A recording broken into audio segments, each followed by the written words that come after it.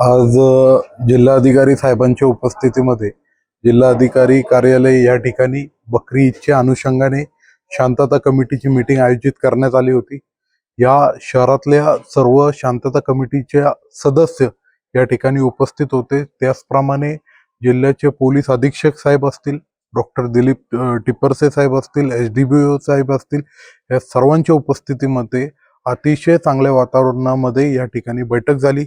अनेक मागण्या मागच्या वेळेस आपण जे मागण्या मागितल्या होते की मुस्लिम बहुल भागामध्ये प्रत्येक ठिकाणी त्या ठिकाणी डबल शिफ्टमध्ये त्या ठिकाणी घंटा गाडी उपस्थित असली पाहिजे, कारण कुर्बानीचा जे काही अवशेष जे काही कचरा असतो ते उघड्यावर न पडता आरोग्यावरती लोकांच्या आरोग्यावरती त्याचा परिणाम न होता ते व्यवस्थित कचरा गाडीच्या माध्यमातून त्याची विल्हेवाट झाली पाहिजे।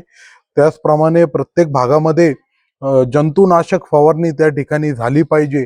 आणि तिसरा आणि आमचा सर्वात महत्त्वाचा मुद्दा जे होता, आज आय लव्ह अहमदनगर फाउंडेशनच्या माध्यमातून आज जिल्हाधिकारी साहेबांच्या माध्यमातून आम्ही केंद्र सरकार असेल, राज्य सरकार असेल, यांना आम्ही विनंती केलेली आहे, मागणी केलेली आहे की आपण गाईला म्हणजे गोमातेला राष्ट्रीय पशु म्हणून या ठिकाणी घोषित करावं।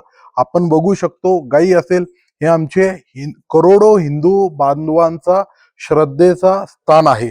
अनेक लोकांची भावना त्या गायी सोबत जोडली गेलेली आहे आणि आमचे पैगंबर मोहम्मद सल्लल्लाहु अलैहि वसल्लम यांची शिकवण आहे की कोणताही जाती धर्माचा माणूस असेल तर त्याच्या जाती धर्माचा आदर आपण केला पाहिजे, आपण त्या ठिकाणी त्याचा आदर आपण राखला पाहिजे।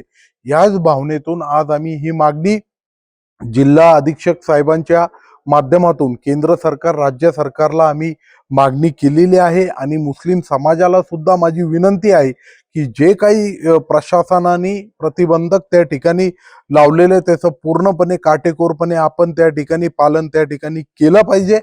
पूर्ण नगरच्या नागरिकांना येणाऱ्या ईद उल अजहा बकरी ईदच्या मनापासून मी शुभेच्छा देऊन थांबतो।